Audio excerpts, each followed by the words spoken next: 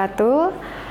Saya Gita Noviana, SST MSI, dosen Prodi Agroteknologi, Fakultas Pertanian, Instiper Yogyakarta, dengan NIDN 0516118901 dan NUPTK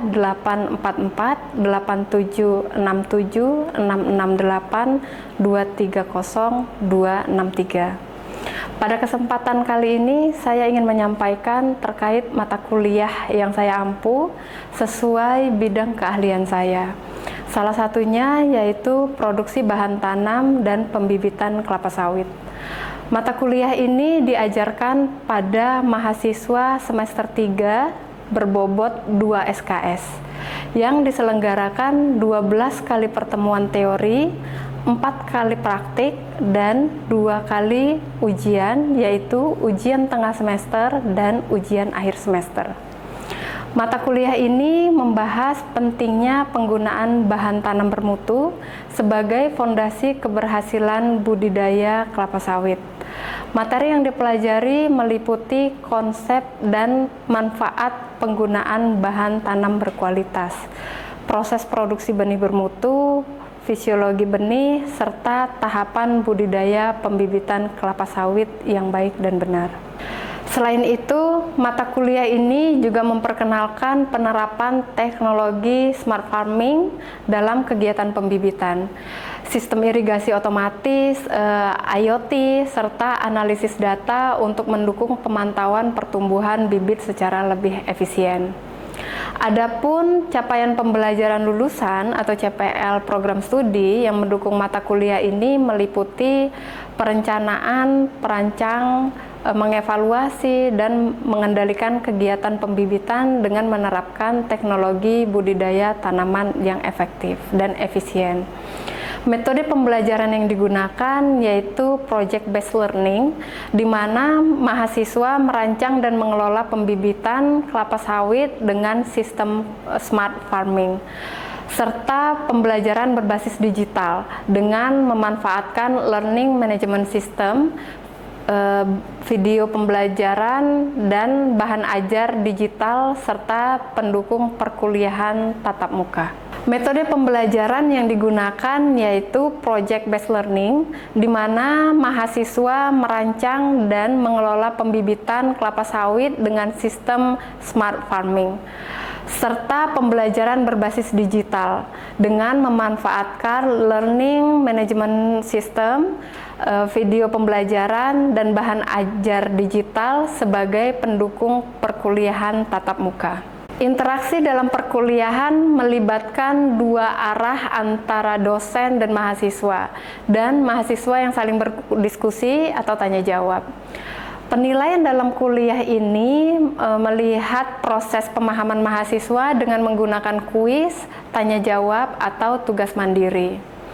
Penilaian pembelajaran dilaksanakan secara berkelanjutan untuk mengukur tingkat pemahaman, keterampilan, dan capaian belajar mahasiswa. Evaluasi dilakukan melalui kuis dan tanya jawab selama perkuliahan. Dengan pendekatan ini diharapkan mahasiswa tidak hanya menguasai konsep teori, tetapi juga mampu mengaplikasikan pengetahuannya secara efektif dalam praktik pembibitan. Referensi yang digunakan dalam proses pembelajaran mata kuliah ini berasal dari sumber ilmiah dan praktis yang relevan, buku pedoman budidaya yang diterbitkan oleh perusahaan perkebunan dengan dukungan kegiatan R&D, serta artikel jurnal ilmiah yang bereputasi. Penggunaan sumber referensi yang mutakhir bertujuan untuk memberikan pemahaman yang komprehensif kepada mahasiswa mengenai perkembangan inovasi teknologi dan penerapan sistem budidaya terkini dalam industri perkebunan kelapa sawit. Berikut adalah video proses pembelajaran mata kuliah produksi bahan tanam dan pembibitan kelapa sawit. Selamat siang. Siang. Sehat? Sehat. Semangat? Semangat. Oke. Hari ini kita ketemu lagi di pertemuan kedua mengenai pembelajaran produksi benih bermutu.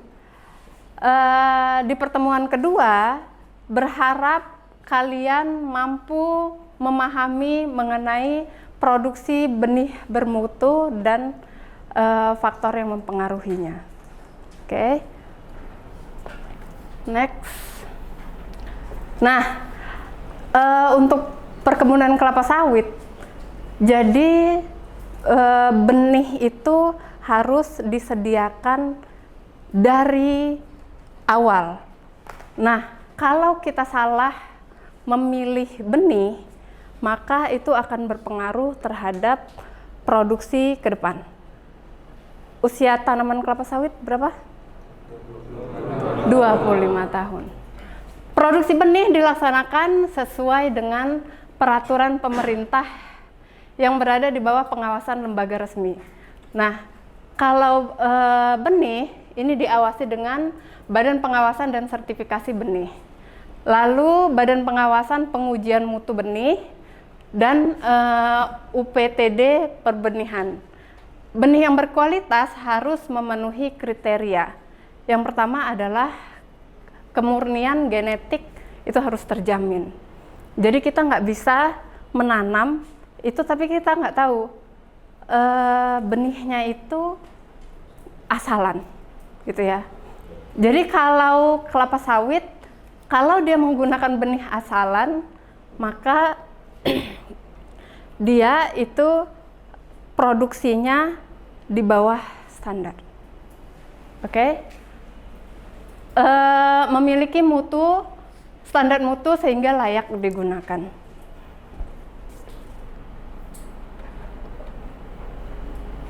Nah, lalu bagi petani, benih itu hanya penyediaan bahan tanam. Nah, tapi bagi industri, nah ini, salah satu produsen benih yaitu PT Sokvin. Secara rutin mengekspor 2,7 juta butir. Itu untuk yang diekspor.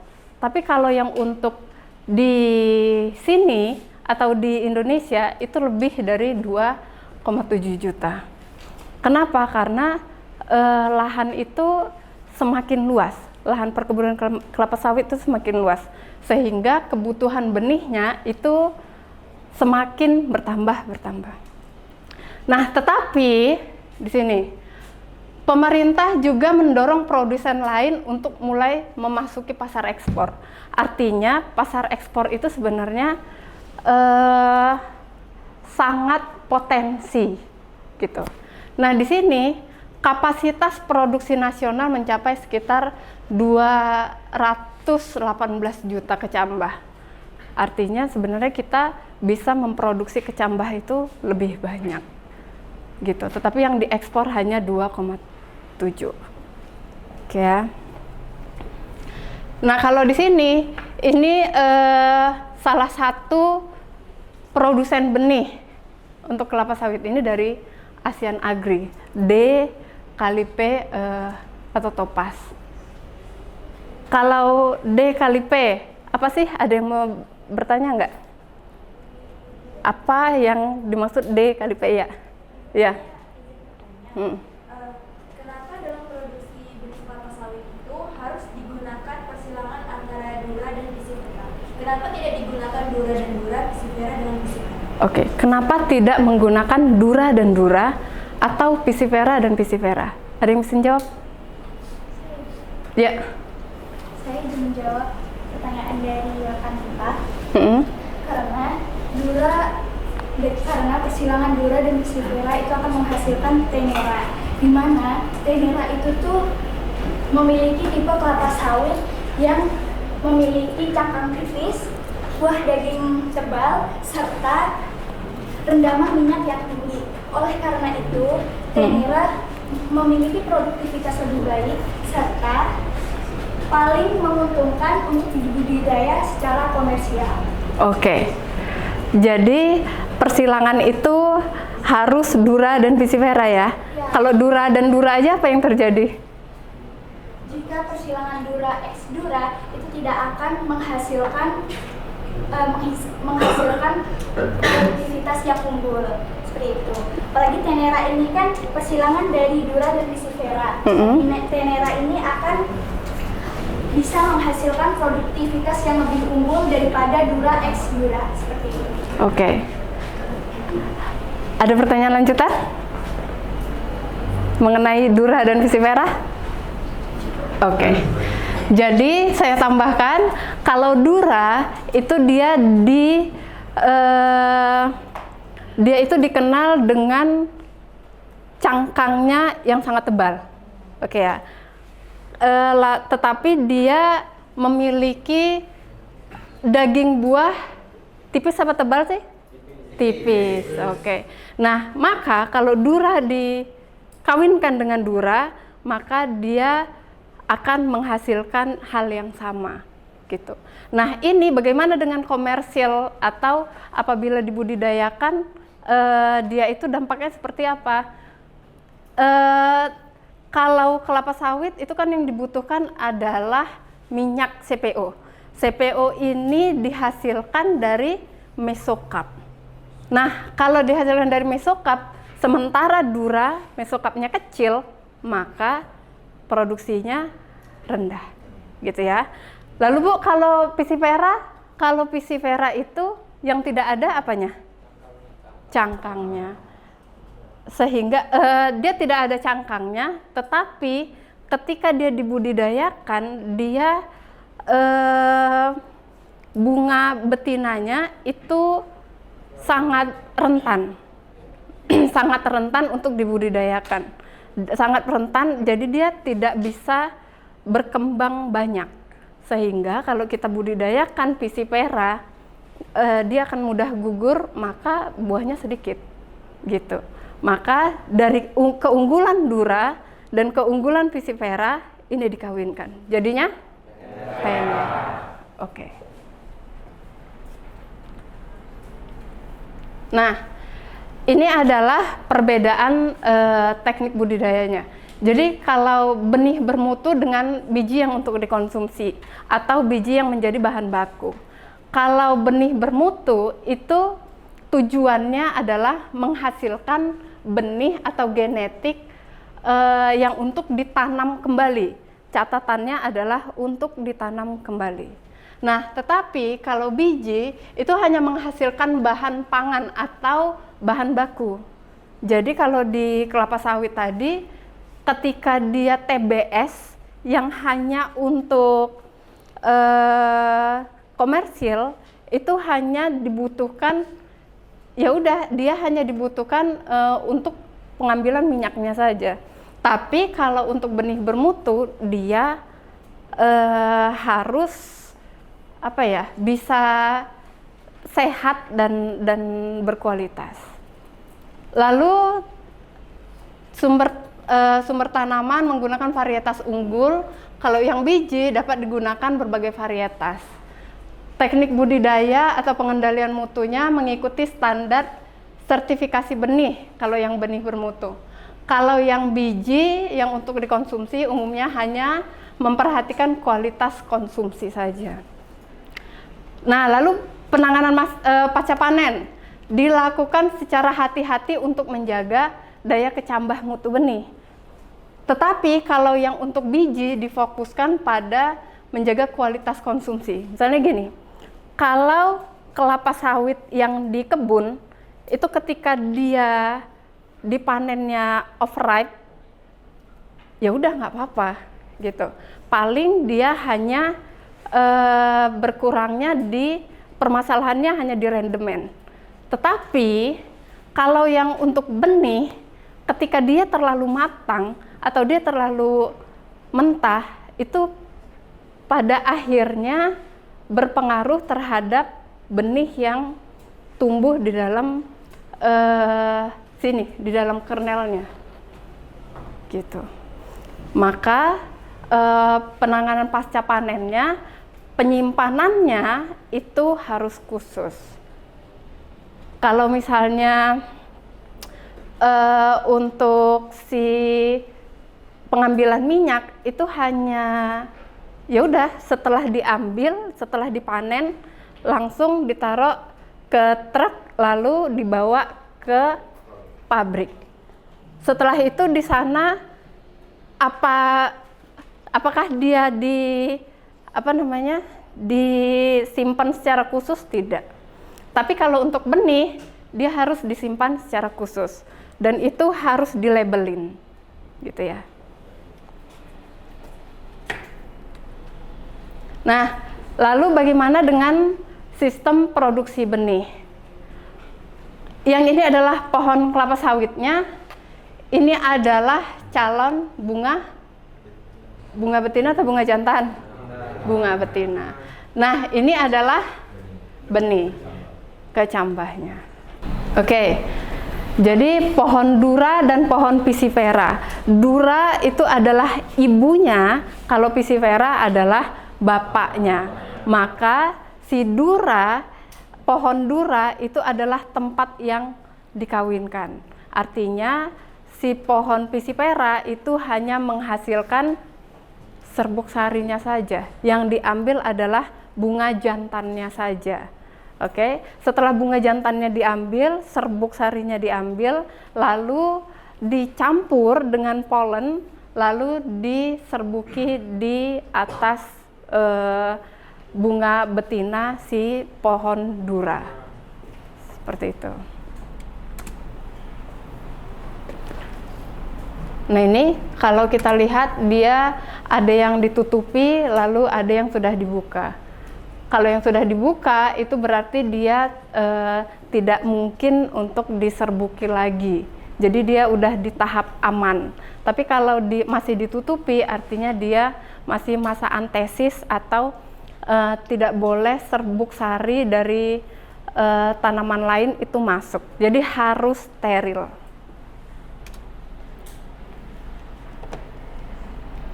Nah, seperti ini.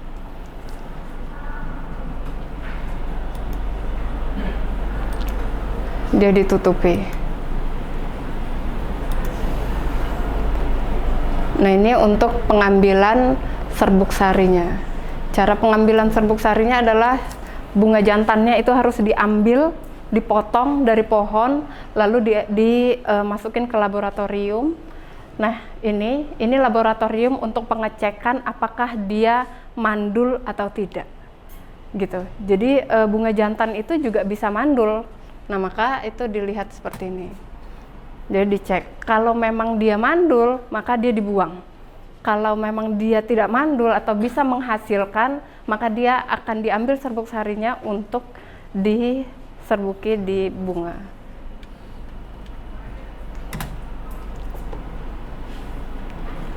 Ini pengecekan. Nah, ini dia seperti ini untuk melihat kelayakannya. Nah, setelah itu ini diserbuki.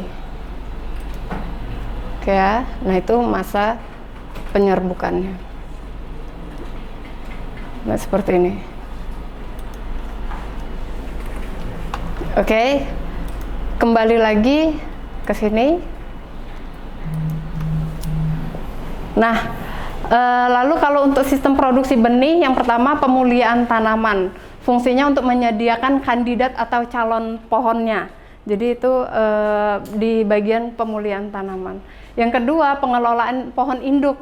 Jadi pohon induk itu fungsinya untuk mengelola seluruh kegiatan di pohon induk dura yang ditujukan untuk menghasilkan tandan benih. Mulai dari penyediaan dan processing tepung sari. Jadi si polen tadi yang bunga jantan yang diambil serbuk sarinya.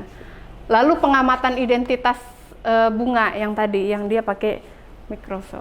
Terus processing benih berfungsi untuk mengolah tandan benih yang dihasilkan menjadi kecambah siap salur. Lalu setelah diproses benihnya, lalu pemasaran atau dia dijual. Nah, ini pohon induk dura dan pohon induk pisifera. Nah, yang akhirnya dia itu akan menjadi tenera. Nah, ini proses penyerbukan. Proses penyerbukan itu ada 3. Yang pertama menggunakan angin, yang kedua menggunakan insekta atau dia serangga, Eladobius. Yang ketiga menggunakan manusia. Jadi ada angin, ada insekta, ada manusia. Nah, kalau kita lihat ini adalah si Eladobius yang tadinya dia, kenapa dia ini seperti ada bintik-bintiknya? Apa sih? Yang nempel di tubuhnya itu apa? Serbuk sari. Berarti dia mampir dulu nih, atau dia hinggap dulu di bunga jantan. Nah, kenapa? Bagaimana cara dia tertarik di bunga betina dan di bunga jantan? Kalau di bunga betina, dia tertarik dengan warnanya. Kalau di bunga jantan, dia tertarik di aromanya. Oke, jadi dia ke bunga jantan, setelah itu dia ke bunga betina. Nah, dari sini ini akan terjadi penyerbukan. Nah, kalau angin ini maka kalau di persiapan lahan untuk ngecek kelayakan lahan perkebunan kelapa sawit, dia itu harus kita cek, salah satunya adalah iklim di angin, kecepatan anginnya itu berapa, gitu, kelembapan itu berapa. Itu fungsinya untuk ketika dia melakukan penyerbukan. Lalu ada di manusia, nah ini dia menggunakan semprotan. Jadi kalau sekarang itu teknologi yang berkembang bukan menggunakan manual lagi, tetapi ada mesin yang bisa ditiupkan. Kalau di dalam video tadi kita lihat si bapaknya itu naik ke tangga. Nah, kalau yang sekarang itu dia bisa pakai seperti gala atau egrek. Nah, gitu. Lalu di bawahnya itu ada blowernya. Nanti dia langsung bisa menghembuskan ke bunga betina. Ada pertanyaan? Bu, ya. Saya ingin bertanya tentang proses penyerbukan. Oke. Proses penyerbukan ini kan ada 3, Bu. Yang pertama ada dari angin, baru ada dari serangga, dan dari manusia. Oke. Dari ketiga cara ini, Bu, perbandingannya bagaimana sih, Bu? Dan cara apa yang paling tepat untuk digunakan untuk menghasilkan benih yang bagus? Oke. Sekian pertanyaan dari saya. Jadi dari 3 cara ini, yang mana yang lebih bagus untuk menghasilkan benih atau biji atau produksinya ya? Ada yang bisa menjawab? Izin menjawab, Bu, dari pertanyaan. Oh ya, oke. Menurut saya yang sangat efektif untuk dalam membantu penyerbukan menghasilkan benih yang bermutu lebih baik menggunakan manusia. Dikarenakan jika penyerbukan yang dibantu angin dan serangga bisa terjadi dari pohon lainnya dan tidak steril. Jika dengan tenaga manusia bisa dicek secara rutin dan terkendali, Bu, dalam penyerbukannya. Oke, good. Jadi kalau dia dengan manusia, dia tahu target yang akan diserbuki itu apa. Tetapi kalau menggunakan hewan, kita nggak bisa bilang, nanti kamu serbukin bunga betina yang ini ya, itu nggak bisa. Oke ya, jadi hewan dan angin ini nggak bisa untuk kita buat seperti itu. Maka kalau untuk tujuannya adalah menghasilkan benih yang bermutu, yang memang kita tahu persilangannya X kali Y itu seperti apa, maka menggunakan manusia gitu. Nah, jadi kalau menggunakan hewan atau angin itu pada penyerbukan yang hanya menghasilkan biji gitu. Jadi beda ya. Maka yang tadi di awal kita membahas bagaimana dia menghasilkan biji, bagaimana dia menghasilkan benih. Nah, kalau menghasilkan benih harus memang terukur dan terrecord gitu ya. Oke.